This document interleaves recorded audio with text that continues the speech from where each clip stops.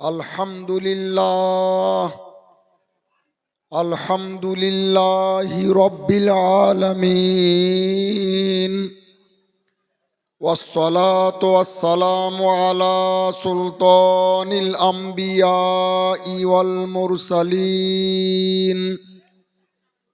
وعلى آله الطيبين وصحابه الطاهرين وعلى أبي حنيفة وأحبابه أجمعين. أما بعد فقد قال الله تبارك وتعالى في كلامه المجيد والفرقان الحميد: أعوذ بالله من الشيطان الرجيم. بسم الله الرحمن الرحيم. يوم ندعو كل أناس بإمامهم إلى آخر الآية. آمنت بالله صدق الله العظيم. সম্মানিত আজকের সুন্নি হানাফি কনফারেন্সের সভাপতি মহাশয়, সভা সঞ্চালক তৎসহ গোটা পশ্চিমবঙ্গের বিভিন্ন প্রান্ত থেকে আহলে সুন্নাত ওয়াল জামাতের তাবর তাবর হযরত ওলামায়ে আহলে সুন্নাত ওয়াল জামাত, বিভিন্ন এলাকা থেকে আগত শ্রোতা মণ্ডলী, পর্দার আড়ালের মা ও ভগ্নীগণ, যখন থেকে কনফারেন্স শুরু হয়েছে এখন পর্যন্ত আপনারা ধৈর্য ধরে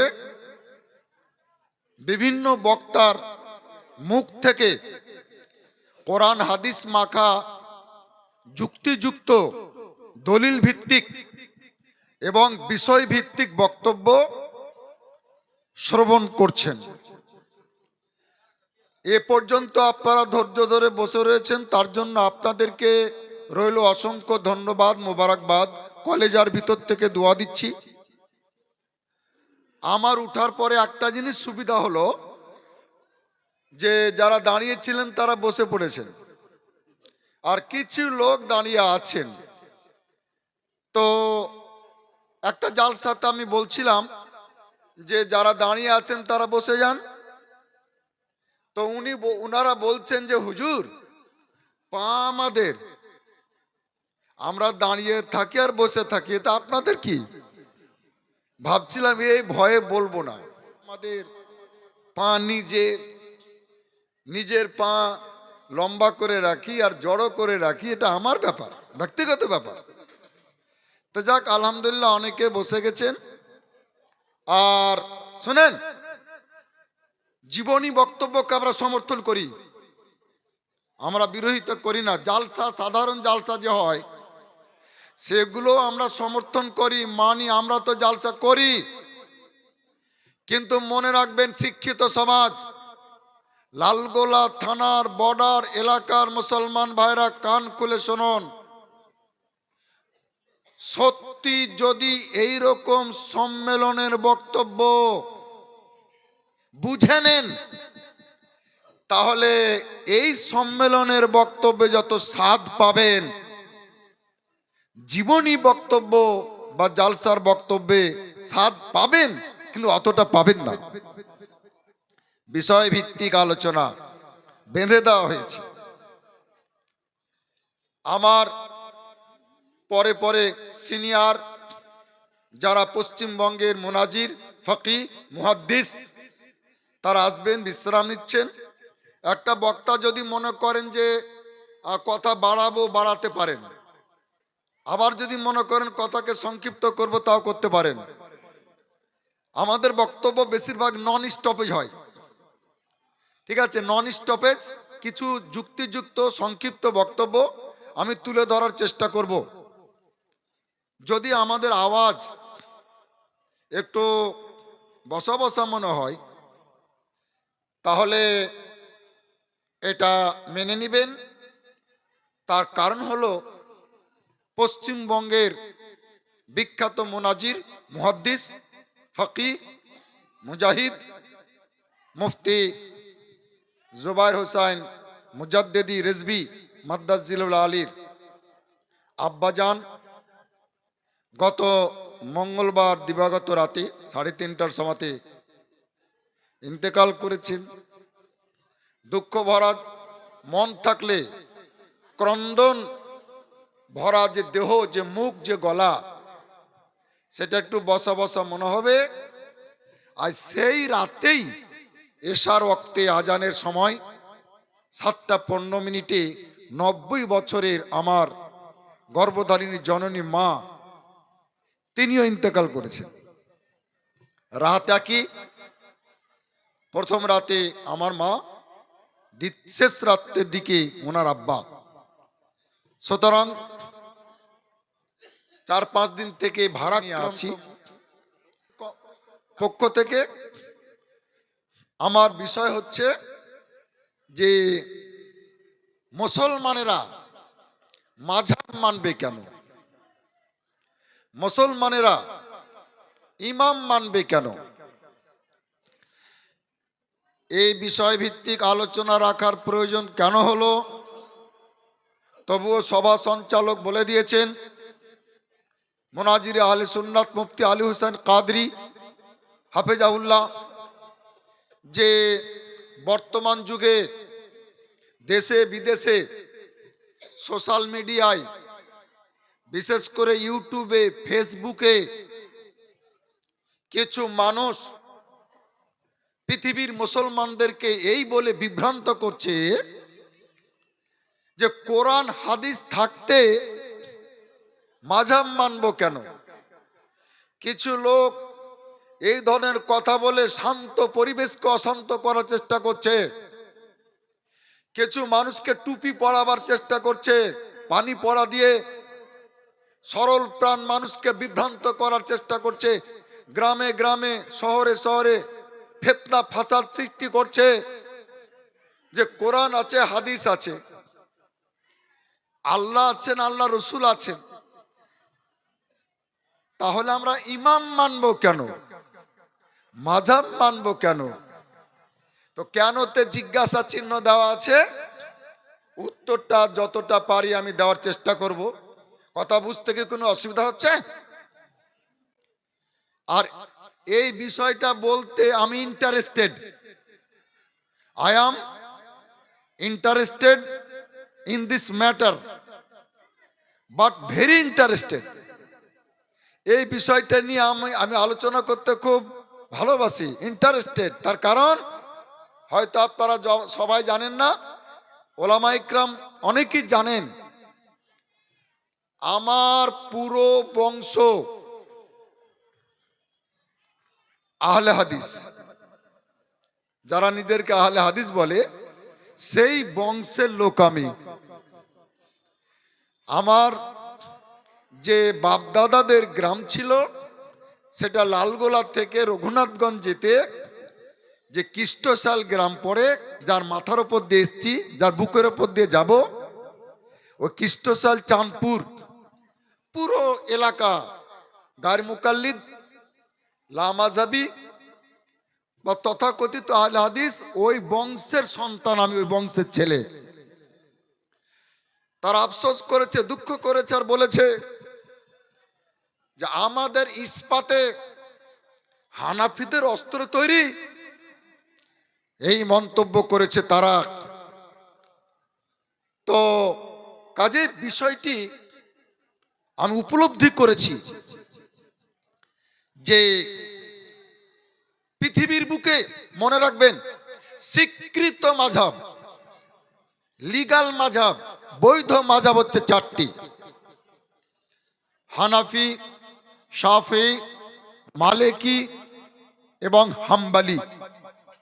এই 4টা মাযহাব হচ্ছে লিগাল মাযহাব, স্বীকৃত মাযহাব, বৈধ মাযহাব। তাম পৃথিবীর সমস্ত ওলামা এই চারটা মাযহাবকে সঠিক বলে সমর্থন করেছেন। এই চারটি মাযহাব কি এখন বর্তমানে আছে? এ ব্যাপারে আপনাদেরকে মনোযোগ দিয়ে শুনতে হবে।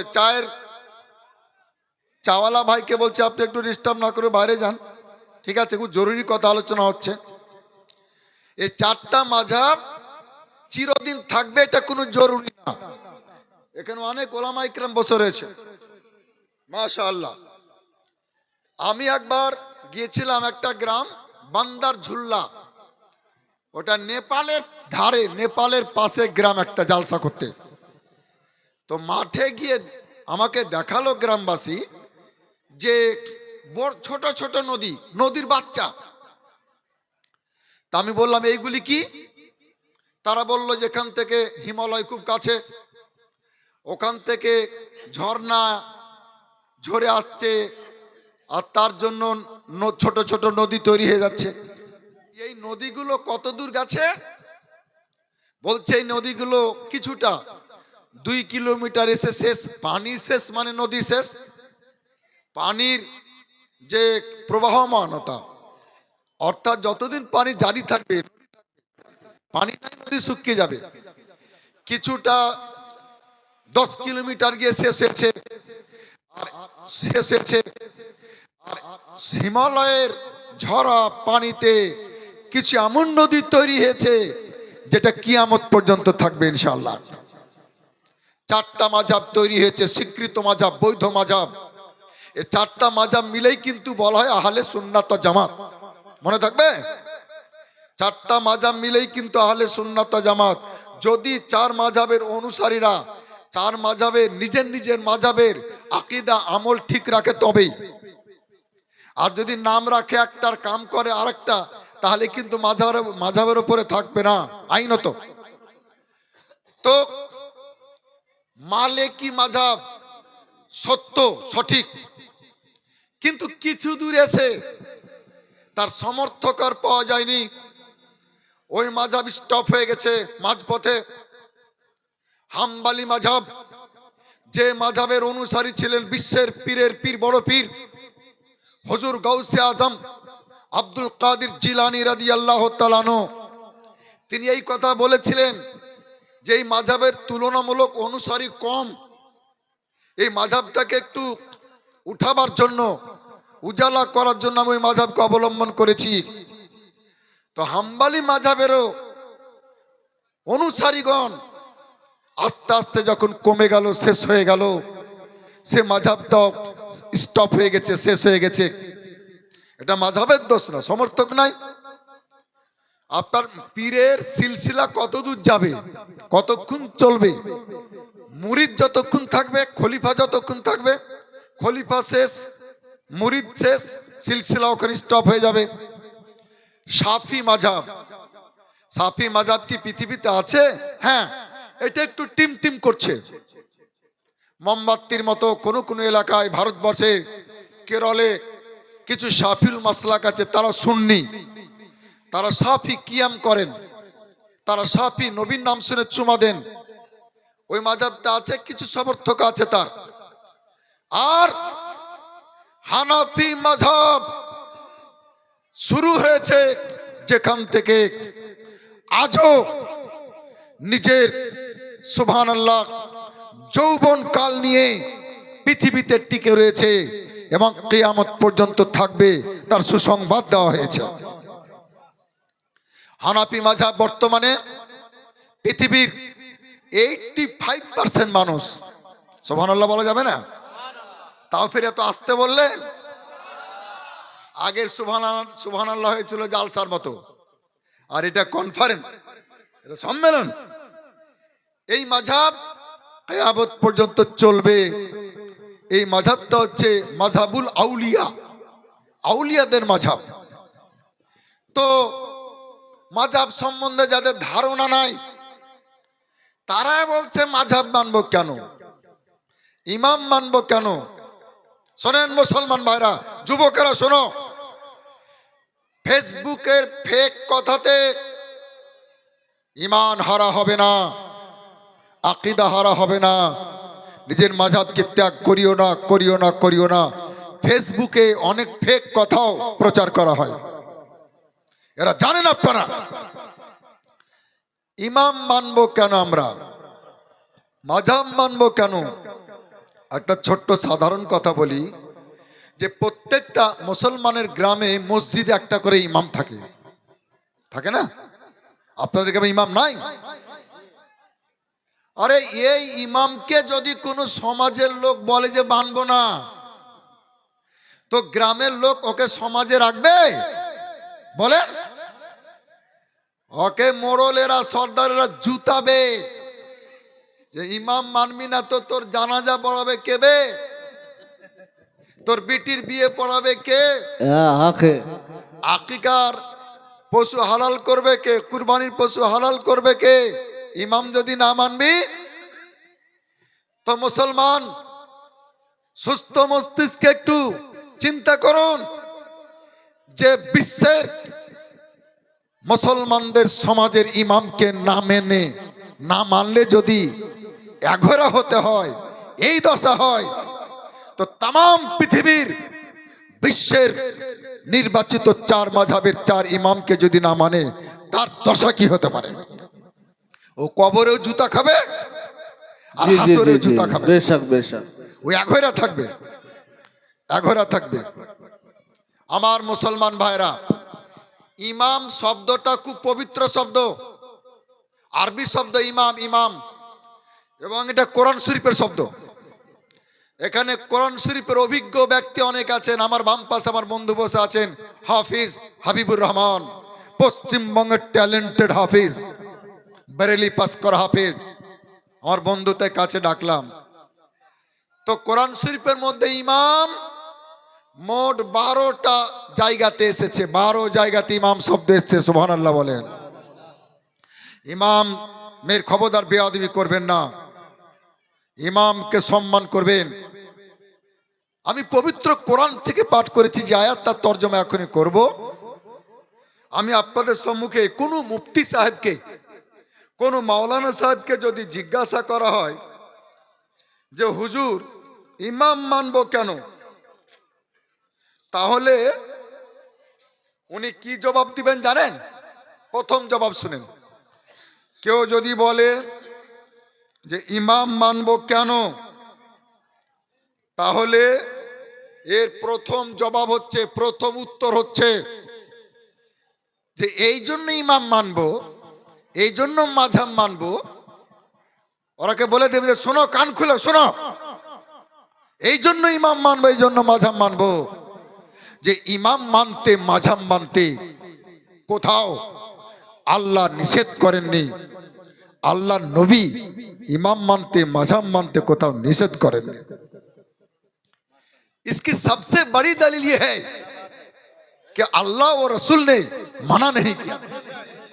हमारे उलमा यही सबसे पहले यही जवाब होगा कि जो अल्लाह ने मना नहीं किया, रसूल ने मना नहीं किया, हम इमाम इसलिए मानते हैं। तो इमाम मानते अल्लाह मना करेंनी, ये मोल्ला मना करार के? जी जी जी हक है हजरत, बेशक। ये मोल्ला मना करार के, निषेध करार के। শোনেন মুসলমান ভাইরা, আপনাদের মনে রাখতে হবে যে কেউ যদি বলে আপনাদেরকে, আমাদের সামনে আসবে না। কিছুক্ষণ আগে মুফতি আলী হোসেন কাদেরী সাল্লামাও বলছিলেন যে ওদের ধর্মে বুঝে নেবেন, আমি অজু অবস্থাতে কারো নাম নেই না, রেকর্ড আছে, রেকর্ড আছে, অজু অবস্থাতে আমি কারো নাম নিতেও রাজি না। জি জি জি বেশক, বুঝে নেবেন। ওরা বলেছে যে কালো প্রচলিত কাক খাওয়াও জায়েজ নয়, বরং নেকি, তাই লিখেছে। ওদের বড় মৌলভিতে লিখেছে, বইয়ের মধ্যে লেখা আছে সওয়াব হ্যায়, কালা কৌয়া খানা সওয়াব হ্যায়। ওদের হেড মৌলভিতে লিখেছে। তা লিখেছে যখন, তাহলে ওদের সমর্থক খেয়েছে। আর যে মানুষ যে জিনিস খাবে তার প্রভাব তার শরীরে পড়বে, তার বৈশিষ্ট্য, ওই জানোয়ারের বৈশিষ্ট্য তার দেহের মধ্যে তৈরি হয়ে যাবে। কালো কাকের ধর্ম হচ্ছে যে বেগুনের শক্ত জায়গা ঠুকরাবে না, নরম জায়গা খান ঠুকরাবে। জি জি আমার এক কাকা টমেটো লাগিয়েছিল, তা আমাকে হচ্ছে ভাতিজা দেখে যাও কাক ঠুকরালছে, তো শক্ত খান ঠুকরায়নি, নরম খান ঠুকরালছে। তো মুফতিদের সামনে ওরা আসবে না, মুনাজিরের সামনে আসবে না, আমাদের জি, মতো জি, জি, আলেমের সামনে বেশ। আসবে না, ওই নরম ওই খান ঠুকরাবার চেষ্টা করবে, আপনাদেরকে বিভ্রান্ত করার চেষ্টা করবে। ঠিক আছে? তো যদি বলে যে কোরআন আছে, হাদিস আছে, ইমাম মানবো কেন, মাযহাব মানবো কেন? তো শোনো, শুধু তোমারই মুখ নাই, আমাদের মুখ আছে, বলার সুযোগ আমাদেরকে দেওয়া হোক। আমিও বলতে চাই যে পৃথিবীতে চিকিৎসা শাস্ত্রের হাজার হাজার নয়, লক্ষ লক্ষ নয়, কোটি কোটি বই পুস্তক আছে, এ কথাকে অস্বীকার করতে পারবে না। চিকিৎসা শাস্ত্রের কোটি কোটি বই আছে, তো এত বইপত্র থাকতে তোমরা ডাক্তারের কাছে যাও কেন? ডাক্তারের বহুত খুব হযরত হক। ডাক্তারের দরকার হয় কেন? ওই বই পুস্তক নিজেই পড়ে নিয়ে নিজের অসুখের চিকিৎসা তো নিজেই করতে পারো, নিজেই ওষুধ কিনে খেতে পারো। তো বুঝা গেল লক্ষ লক্ষ চিকিৎসা শাস্ত্রের বই পুস্তক থাকা সত্ত্বেও যেমন ডাক্তারের দরকার, আরে কোরআন এবং হাদিস থাকা সত্ত্বেও কোরআন হাদিস বিশেষজ্ঞ মুজতাহিদের দরকার, ইমামের দরকার। নারায়ে তাকবীর, নারায়ে তাকবীর, নারে রিসালাত, মাসলাকে আলা হযরত ফাকিহে বাঙ্গাল, নারায়ে তাকবীর। বেশক তরুণেরা শোনো, যুবকেরা শোনো, মুসলমানেরা শোনেন, কেউ যদি বলে কোরআন আমাদের জন্য যথেষ্ট, হাদিস যথেষ্ট, আবার ইমাম কেন মানবো, মাযহাব কেন মানতে হবে? ওদেরকে বলে দিবেন যে শোনো, ভারতবর্ষের কথাই বলছি, আইনের শত শত নয়, হাজার হাজার বই পুস্তক আছে ভারতীয় আইনের। আমি একবার লালবাগ গিয়েছিলাম একটা উকিলের কাছে, তো তার ঘরে দেখছি বাপ রে বাপ, এত কিতাব, এত বইপত্র। উকিলের ঘরে গিয়ে দেখবেন, লয়ারের ঘরে দেখবেন, অ্যাডভোকেটের ঘরে দেখবেন। তো যারা বলছে যে কোরআন থাকতে, হাদিস থাকতে ইমাম কেন মানতে হবে, মাযহাব কেন মানতে হবে, তাদেরকে বলে দিবেন যে তাহলে আইনের বই পুস্তক যেখানে আছে সেখানে উকিল ধরার দরকারটা কি, অ্যাডভোকেট ধরার দরকারটা কি? ওই বইগালা নিজে পড়ে নিজেই তো কেসে মুকদ্দমাতে লড়াই করতে পারো কোর্টে গিয়ে, কিন্তু না, হাজার হাজার লক্ষ লক্ষ আইন শাস্ত্রের বই পুস্তক থাকা সত্ত্বেও যেমন উকিলের প্রয়োজন, যেমন অ্যাডভোকেটের প্রয়োজন, তদ্রূপ কোরআন এবং হাদিস থাকা সত্ত্বেও এই কোরআন হাদিস বিশেষজ্ঞ ইমামের দরকার, মুজতাহিদের দরকার মুসলমানদের। আমার মুসলমান ভাইরা, পৃথিবীতে মুসলমান কম বেশি 200 কোটি। এখন শোনেন ভালো করে, নীল গগনের নিচে জমিনের বুকে বিশ্বের মানচিত্রে কম বেশি 194টি ছোট বড় দেশ, গোটা পৃথিবীতে কম বেশি 200 কোটি মুসলমান। 200 কোটি মুসলমান ইমাম কেন মানতে হবে? ইমাম যে মানতে হবে কথা পবিত্র কোরআনে লেখা আছে, মুজতাহিদকে মানতে হবে কথা পবিত্র কোরআনে লেখা আছে। তো 200 কোটি মুসলমানের মধ্যে সমস্ত মুসলমান দুই ভাগে বিভক্ত, দুই রকমের মুসলমান হয়, দুই শ্রেণীর মুসলমান হয়। কারা কারা দুই শ্রেণীর, কারা কারা হয়? আল্লাহ পাক পবিত্র কোরআনে বলছেন, কুল হাল ইয়াস্তাবি আল্লাযীনা ইয়ালামুনা ওয়াল্লাযীনা লা ইয়ালামুন। হে আমার প্রিয় নবী, আপনি বলে দিন আমার বান্দাদেরকে, আপনার উম্মতদেরকে, যে শিক্ষিত আর অশিক্ষিত কি সমান হতে পারে? এটা ইস্তেফামে ইনকারি, অর্থাৎ হতে পারে না, শিক্ষিত আর অশিক্ষিত সমান হতে পারে না, এক হতে পারে না। এতে বোঝা গেল, ঠিক আছে কোরআন এবং হাদিস শিক্ষিতদের জন্য যদি যথেষ্ট হয়, তো যারা নিজেদেরকে আহলে হাদিস বলে দাবি করো, যারা গায়ের মুকাল্লিদ, যারা লামাঝাবি, তোমরা জবাব দাও। তোমরা তো বকলমে যারা লেখাপড়া জানে না, সাধারণ লোক, অশিক্ষিত, তাদেরকে তো তোমরা জাহান্নামে ভরার ব্যবস্থা করছো। ওরা তো শিক্ষিত নয়। কোরআন বলছে দুই শ্রেণীর মুসলমান হবে। তাহলে তারা কি করবে? যারা কোরআন বুঝে না, হাদিস বুঝে না, তারা কি আমল করবে না? তারা কি নামাজ পড়বে না? তারা কি রোজা রাখবে না? রাখবে কেমনে? মুসলমান বুঝা গেল যে শিক্ষিত লোকেরা আলাদা, অশিক্ষিত লোকেরা আলাদা। আল্লাহ পাক একটা নিয়ম বলে দিচ্ছেন, অশিক্ষিত লোকেরা কি করবে শুনেন। আল্লাহ পাক পবিত্র কোরআনে বলছেন, হাফিজ সাহেবকে দেখে আমি খুব খুশি। আয়াত কত নম্বরে কোন সূরাতে আছে সব ওনার জানা আছে, আমাদেরও জানা আছে, বলে দিব।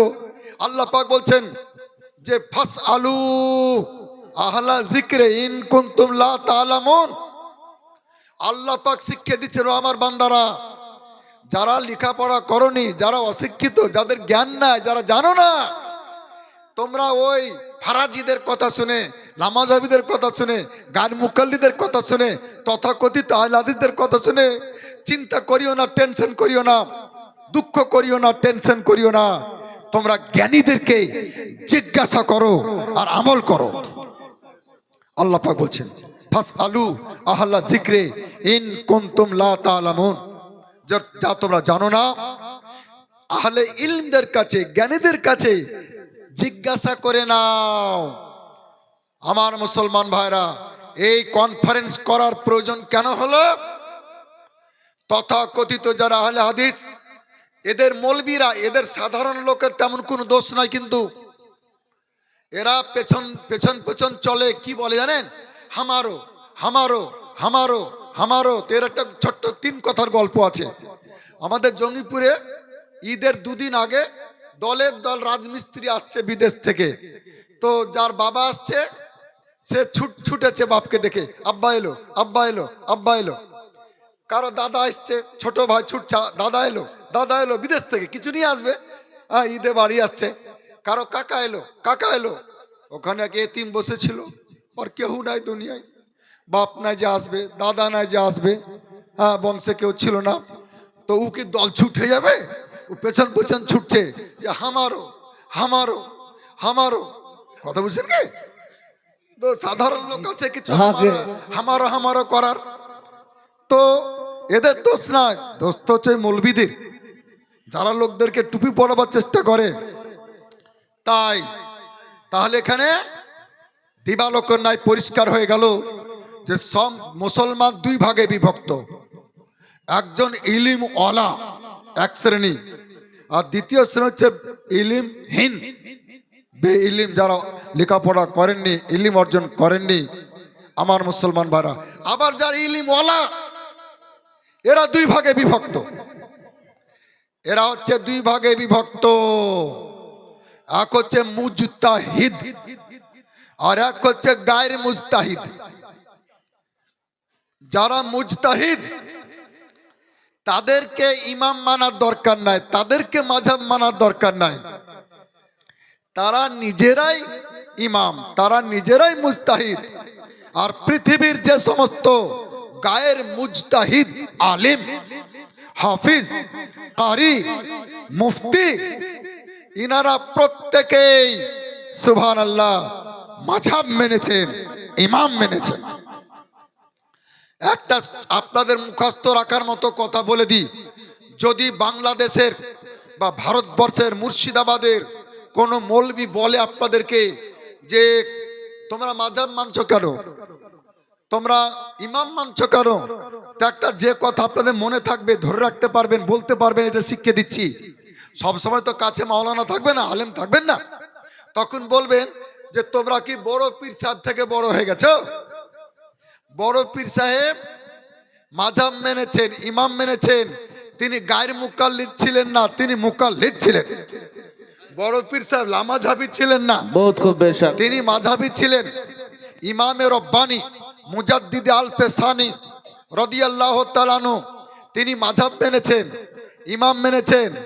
তোমরা কি উনার চাইতে বড় হয়ে গেছো না বেশি বুঝে গেছো? जी ইমামে রব্বানি গায়ের মুকাল্লিদ ছিলেন না, তিনি মুকাল্লিদ ছিলেন। তিনি লামাঝাবি ছিলেন না, তিনি মাঝাবি ছিলেন, ইমামই ছিলেন। ওদেরকে ধরবেন আর বলবেন যে কতি যাচ্ছি শোন, এখানে আয়। হিন্দাল ওয়ালি গরিব নওয়াজ হযরত খ্বাজা মঈনুদ্দিন চিশতি আজমেরি हाँ हाँ बेशक তিনি মাঝাব মেনেছেন, जी তিনি ইমাম মেনেছেন। हक है তিনি গায়ের মুকাল্লিদ ছিলেন না, তিনি লামাঝাবি ছিলেন না। তো উনার চাইতে কি তোমরা বেশি বুঝে গেছো কোরআন হাদিস? ওনার চাইতে তোমাদের বেশি জ্ঞান হয়ে গেছে? আলা হযরত ইমামে আহলে সুন্নাত হুজ্জাত হুজুর হুজ্জাতুল ইসলাম সরকার মুফতি আজম হিন্দ সরকার হুজুর তাজুল শরিয়া हाय हाय এই बेशक কত কত শত পীর সুবহানাল্লাহ। ওলি গৌস কুতুব ইনারা গায়ের মুকাল্লিদ ছিলেন না, লামাঝাবি ছিলেন না, नाराए মুকাল্লিদ ছিলেন। तकबीर नाराए तकबीर তারা আপনাদেরকে ধোঁকা দেওয়ার জন্য উদ্দেশ্য প্রণোদিত ভাবে একটা কথা বলবে যে প্রিয় নবীর 1,24,000 কম বেশি সাহাবা ইকরাম বিশ্ব নবীর শিষ্যগণ তারা মাঝাব মানেননি কেন, তারা ইমাম মানেননি কেন? তারা বলবে তাদের তো ইমাম ছিল না, তাদের তো মাঝাব ছিল না। একেই বলে যে সঠিক কথা বলেও কখনো কখনো মানুষকে ধোকা দেয়। जी जी हक है তার একটা ছোট্ট উদাহরণ আমি ওই টাউনে দেখতে পাই, বিভিন্ন জায়গায় দেখতে পাই, লেখা আছে 2 মিনিটে ছবি তোলা হয়। না, 2 মিনিটে তোলা হয়ে যেতে পারে কিন্তু দেওয়া হবে না। হ্যাঁ, ওই তুলতে ক্যামেরাতে 2 মিনিট লাগতে পারে, जी কিন্তু আপনার যেতে বসতে অপেক্ষা করতে তুলতে আর বের করতে কাটতে কমপক্ষে 20 মিনিট লেগে যাবে। जी जी এরকম কিছু চমক লাগা কথা আছে। শোনেন, মুনাজারাতে কেন আসে না মুফতি আলী হোসেন কাদরি পরিষ্কার করে দিয়েছে। বহুদিন থেকে মনে করেন বসে আছি, হ্যাঁ, যে মুনাজারা হয় না কেন, মুখ সুরসুর করছে। जी বিশ্বাস করেন কথা বলার জন্য বেশক, বহুদিন বেশক, থেকে সুবহান। হয়নি। হয়েছে একটা মুনাজারা হওয়া দরকার ছিল, ভাবছিলাম পাকুড়ে হবে, হ্যাঁ, তো ওখানে বাপ আসেনি, বাচ্চাকে পাঠিয়েছে। जी जी হ্যাঁ, বাপও খুব চালাক যে ঘুরমুড়ি তোর ওপরই পড়ুক, তোর ওপর দিয়ে যাক মুসিবত, আমরা দূরেই থাকি। তো মুনাজারা আর হলো না। শুনেন, 1,24,000 বিশ্ব নবীর শিষ্য যারা সরাসরি দয়ার নবী মুস্তফাকে দেখেছেন, তাদেরকে মাঝাব মানতেই হবে না, তাদের মাঝাব মানার দরকার ছিল না, তাদের জন্য ইমামের মানার দরকার ছিল না। এই যে 4 ইমাম, এইরকম এই ধরনের ইমাম মাঝাব তাদের দরকার ছিল না। এই মাথা মোটা দল হুঁসমুটারা বুঝে না কেন দরকার ছিল না। শোনো জগৎবাসী, ভারতবাসী, বাংলাদেশবাসী, শোনো, দরিয়ার ধারে যাদের জমি, সমুদ্রের ধারে যাদের জমি, তাদেরকে ওখানে পানি দেওয়ার জন্য আলাদা শ্যালো বসাতে হয় না, ডিপ বসাতে হয় না, দমকল ফিট করতে হয় না। একটা দুন লাগিয়ে, আমাদের জঙ্গিপুরে দুন বলতো লম্বা টিনের কালো তৈরি করা বেঁকা পানি তোলা, দরিয়ার পানি দিয়েই তারা জমি চাষবাস করে নেবে, সমুদ্রের পানি থেকে চাষবাস করে নেবে। দরিয়ার ধারেই যাদের জমি, তাদের পাইপের দরকার হবে না, লম্বা বড় লম্বা পাইপের দরকার হবে না। বালতিতে করে বা আর কোনো বাসন দিয়ে পানি তুলে জমিতে দিয়ে দিবে। এই কথা যদি মাথায় ঢুকে থাকে তো মুসলমান হৃদয়ে সেভ করে নিন যে সাহাবাই কেরামের জন্য ইমামের দরকার ছিল না কেন, মাযহাবের দরকার ছিল না কেন? তারা তাদের ইমানের জমি, তাদের ইমানের ভূমি ছিল রহমতের দরিয়া, দয়ার নবীর পাশেই ছিল তাদের। সরাসরি কোনো প্রয়োজন হলে ইমানের কথা, আকীদার কথা, আমলের কথা দয়ার নবীকে সরাসরি তারা জিজ্ঞাসা করে নিতেন। সুবহানাল্লাহ বলবেন না? কথা বুঝতে কি অসুবিধা হচ্ছে? তাদের দরকার নাই। হ্যাঁ, দরিয়া সমুদ্রের বহু দূরে যাদের জমি বা যারা বসবাস করে, ইন্দারা খনন করার, কুয়া খনন করার, শ্যালো পোঁতার, ডিপ পোঁতার তাদের প্রয়োজন রয়েছে। তাই বিশ্ব নবীর পর্দা নেওয়ার পর, ইন্তেকাল করার পরে, সাহাবায়ে কেরামের যুগ পার হওয়ার পরে আল্লাহ আল্লাহ তাবিঈনদের যুগে তাবেঈ ইমামে আজম আবু হানিফা রাদিয়াল্লাহু তাআলা আনহুর পবিত্র যুগ থেকে মাযহাব মানার প্রয়োজন হলো, ইমাম মানার প্রয়োজন হলো। আর একটা কথা আপনাদেরকে বলে দিই, তাহলে আরো পরিষ্কার হয়ে যাবে। মাটির ভিতরকার যে অক্সিজেন বা পানি বা রস গাছের প্রত্যেকটা পাতাতে, প্রত্যেকটা ডালে যায়। এটা তো গাছের ভিতর দিয়েই যায়। আর মাটির, গাছের বা বৃক্ষের যে জড়, যে শিকড়, সে পানি নেয়, রস সংগ্রহ করে বেঁচে থাকার জন্য। তাতে আপনার ওই বৃক্ষের গুঁড়ির দরকার হয় না, ওই বৃক্ষের গাছের যে বডি তার প্রয়োজন হয় না, ডালের দরকার হয় না, কারণ ও মাটির ভিতরে আছে। মাটি থেকে সরাসরি রস পেয়ে যায়, রস গ্রহণ করে।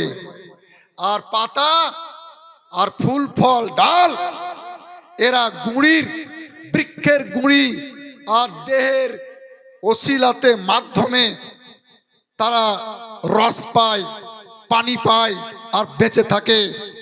ঠিক তেমনি সাহাবায়ে কেরাম ইসলাম ধর্মের কাণ্ডমূল স্বয়ং রাসূল থেকেই ইসলাম শিখেছেন, ঈমান শিখেছেন, আকীদা শিখেছেন, আমল শিখেছেন। তাদের জন্য ইমামের দরকার নাই, তাদের জন্য মাযহাবের দরকার নাই। আর আমরা একটু দূরে আছি, ফুলের জায়গায়, ফলের জায়গায়, পাতার জায়গায়, ডালের জায়গায়। কাজে আমাদের জন্য ইমামের প্রয়োজন রয়েছে, মাযহাবের প্রয়োজন রয়েছে। আরে মাযহাব যদি না মানে, আজকে সময়, সম্মেলনের সময় খুব কম, সাধারণ লোক এত বড় বিপদে পড়বে, এত মুসিবতে পড়বে যে বিপদ থেকে উদ্ধার কঠিন হবে, মুশকিল হবে। এ ব্যাপারে অন্যদিন আরো বিস্তারিত আলোচনা হবে। আপনাদের একটা কথা বলি, গায়র মুকাল্লিদ, লা মাযহাবি, এই শব্দ দুটো হচ্ছে দোষণীয় শব্দ। আর মাযহাবি, মুকাল্লিদ, এটা হচ্ছে গুণের শব্দ, ভালো শব্দ। এর জন্য আমাদেরকে যদি কেউ মুকাল্লিদ বলে তা আমরা খুশি হই, তাই না? আমরা আনন্দিত হই। আমাদের কিন্তু বলে মাযহাবি, তা আমরা খুশি হই। আর গায়র মুকাল্লিদ, লা মাযহাবি, এই শব্দ দুটোই দোষণীয় শব্দ। এর জন্য তাদেরকে লামুঝাবি বললে ওরা নিজেরাই রেগে যায়, গায়র মুকাল্লিদ বললে ওরা নিজেরাই রেগে যায়। ওদের কাছেও আপনার এই শব্দ দুটো দোষণীয় শব্দ, এটা গুণের শব্দ নয়, দোষের শব্দ। এটা আপনারা ভালো করে মনে রাখবেন। আর খবরদার নিজেকে আহলুল হাদিস কেউ বলবেন না। আহলুল হাদিস হতে পারে না, হয় না, হওয়া সম্ভব নয়। আমি আহলুল হাদিসের বংশ হয়ে, বংশের লোক হয়ে আমি বুঝেছি, আহলুল হাদিস এটা হচ্ছে একটা বিশেষ বিষয়ের বিশেষজ্ঞ ব্যক্তিদেরকে বলা হয়। হাদিস বিশারদ পণ্ডিত যারা, তাদেরকে আহলে হাদিস বলা হয়। ঠিক আছে, মেনে নিলাম যে তারা শিক্ষিত, হাদিস বিশারদ পণ্ডিত, তাদেরকে আহলে হাদিস বলা হয়। কিন্তু জামাতের হিসাবে নয়, মাযহাবের হিসাবে নয়, কোন দলের হিসাবে নয়, এটা ব্যক্তি হিসাবে তাদেরকে আহলে হাদিস বলা হয়। এবার বলেন, সাধারণ লোক যারা, যারা হাদিসের হওয়া বুঝে না, হাদিস পড়া তো দূরের কথা, কি আর বলবো, হাদিস সম্বন্ধে কিছুই বুঝে না, হাদিস কাকে বলে তা জানে না, এদেরকে আহলে হাদিস বলা? আরে একেবারে অজ্ঞ, অশিক্ষিত সাধারণ লোককে আহলে হাদিস বলা আর অন্ধ লোকের নজর আলী নাম রাখা দুটাই সমান। অন্ধ লোকের নাম রেখেছে নজর আলী। বলেন, এই বেচারা হাদিসের কিছুই বুঝে না, ওর নাম রেখেছে আহলে হাদিস। হ্যাঁ, আহলে ইলম, ইলম ওয়ালা, আহলে দৌলত, দৌলত ওয়ালা, আহলে হাদিস। এখানে একটা শব্দ মাঝখানে ঢুকাছে আহলে ফান্নিল হাদিস, একটা বিশেষ বিষয়ের পণ্ডিত তারা। এরা চক্রান্ত করে ষড়যন্ত্র করে একটা আলাদা ফেরকার নাম রেখে দিয়েছে আহলে হাদিস। আমার ভাইরা, যেহেতু পরবর্তী ওলামা ইকরাম চলে এসছেন, কিছু জরুরি কথা আপনাদেরকে বলার জন্য আমি এখানে উপস্থিত হয়েছি। আমার পূর্বে অনেক বক্তা আপনাদের সম্মুখে বক্তব্য রেখেছে। একটা কথা বলে দিই, ওরা বলছে যে নবী মুকাল্লিদ ছিলেন না, সাহাবায়ে কেরাম মুকাল্লিদ ছিলেন না। আরে বেকুব, সবকে মুকাল্লিদ হতেই হয় না, ঠিক আছে? সবার জন্য মুকাল্লিদ হওয়া দরকার নাই, তাকলিদ করার সবার উপরে দরকার নাই। কার কার জন্য তাকলিদের দরকার নাই? আম্বিয়া আলাইহিমুস সালাম, ওরা তো পৃথিবীর সমস্ত ইমামের ইমাম। হ্যাঁ, ইমামুল আম্বিয়া, ইমামুল মুরসালিন, তাদের জন্য তো কারো তাকলিদ করার কোনো প্রশ্নই না। দুই, সাহাবায়ে কেরামের তাকলিদ করা, ইমাম মানার, মাযহাব মানার কোনো প্রয়োজন নাই। তিন, সাহাবায়ে কেরাম পরে যারা মুজতাহিদ, তাদের জন্য ইমাম মানার, মাযহাব মানার দরকার নাই। বাকি রইল যারা গায়রে মুজতাহিদ, যারা মুজতাহিদ নন, অর্থাৎ কোরআন হাদিসকে গবেষণা করে শরীয়তের বিধান, মাসলা মাসাইল নিজেরাই যারা বের করতে পারেন, তাদের জন্য মাযহাব মানার দরকার নাই, ইমাম মানার দরকার নাই। হ্যাঁ, আমাদের মতো আলেমদের জন্য ইমাম মানার, মাযহাব মানার প্রয়োজন রয়েছে। এই কথাটা আপনাদেরকে মনে রাখতে হবে যে সবার জন্য মাযহাব মানার দরকার নাই, সবার জন্য ইমাম মানার দরকার নাই। আমি পবিত্র কোরআন থেকে পড়েছি, আল্লাহ, আপনারা মাযহাব মানবেন যারা এসছেন এখানে, কিয়ামত পর্যন্ত হানাফি মাযহাব চলবে, এই মাযহাব মানবেন। এর উপকার কি হবে? ঝড় যখন উঠে, ঝড় তুফান, গাছের তলে গিয়ে, বাগানে গিয়ে দেখবেন পাতাগুলো উড়ে যায়, কিন্তু কোন পাতা যদি একটা পাথরের নিচে দাবা থাকে, কোন ওয়েটফুল বস্তুর নিচে দাবা থাকে, ঝড় তাকে উড়িয়ে নিয়ে যেতে পারে না। ঠিক তেমনি এই পৃথিবীতে ফিতনা ফাসাদের যুগে এই 72টা বাতিল বেদাতি ফেরকার ঝড়ে মানুষ উড়ে যাবে, মানুষ উড়ে যাবে। কিন্তু যারা চারটা মাযহাবের যে কোনো একটার তাকলিদের তলে দাবা থাকবে, আপনার বাদমাযহাবী ঝড় তাদেরকে উড়িয়ে নিয়ে যেতে পারবে না। আল্লাহ পাক পবিত্র কোরআনে বলছেন, ইয়াউমা নাদউ কুল্লা উনাসিম বিইমামিহিম।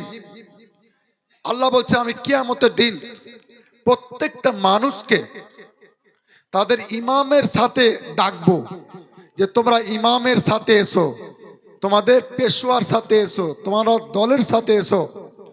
এর অনেক তাফসির বলতে হয়, যেহেতু সময় নাই। বিশ্ববিখ্যাত কোরআনের তাফসির, তাফসিরে রুহুল বায়ানের মধ্যে এই আয়াতের ব্যাখ্যায় একটি তাফসির করা হয়েছে, আও মুকদ্দামুন ফিদ্দিন। নারায়ে তাকবীর, নারায়ে তাকবীর। আল্লাহু আকবার। ইয়া হানাফি, ইয়া শাফি, কিয়ামতের দিন নিজের নিজের ইমামের সাথে ডাকা হবে। তাফসিরে লেখা আছে, ওগো হানাফি মাযহাবের অনুসারীরা, তোমরা নিজের ইমামের সাথে আমার কাছে এসো। ওগো শাফি মাযহাবের অনুসারীরা, তোমরা আমার কাছে এসো। এবার বলেন, যাদের ইমাম থাকবে না, গুরু থাকবে না, তাদের দশা কি হবে? তাদের দশা কি হবে? এ ব্যাপারে বিশ্ববিখ্যাত আল্লাহর ওলি হযরত বায়েজিদ বোস্তামি রাদিয়াল্লাহু তাআলা বলেছেন, মাল্লা শাইখা লাহু ফাশাইখু শয়তান, মাল্লা উস্তাজা লাহু ফাউস্তাজু শয়তান। যার গুরু থাকবে না, যার পেশওয়া থাকবে না, যার ইমাম থাকবে না, তার ইমাম হবে ইবলিস, শয়তান। তার গুরু হবে ইবলিস শয়তান। কাজেই আমরা ইমাম মানব, মাযহাব মানব, এটাই সিরাতে মুস্তাকিম, এটাই সঠিক পথ। আল্লাহ তাআলা যেন আমাদের সকলকে আহলে সুন্নাত ওয়াল জামাতের উপরে কায়েম রাখেন, মাসলাকে আলা হযরত মোতাবেক চলার বলার তৌফিক দান করেন। আর আমি হানাফি হতে পেরেছি, আমি ধন্য, আমার জীবন ধন্য, আমার জাতি ধন্য, আমার দেশ ধন্য, আরে পৃথিবীর মাটি ধন্য যে পৃথিবীর 85% মুসলমান হানাফি মাযহাবের অনুসারী। ওয়ামা আলাইনা ইল্লাল বালাগুল মুবিন ওয়া আখিরু দাওয়ানা আনিল হামদুলিল্লাহি রাব্বিল আলামিন।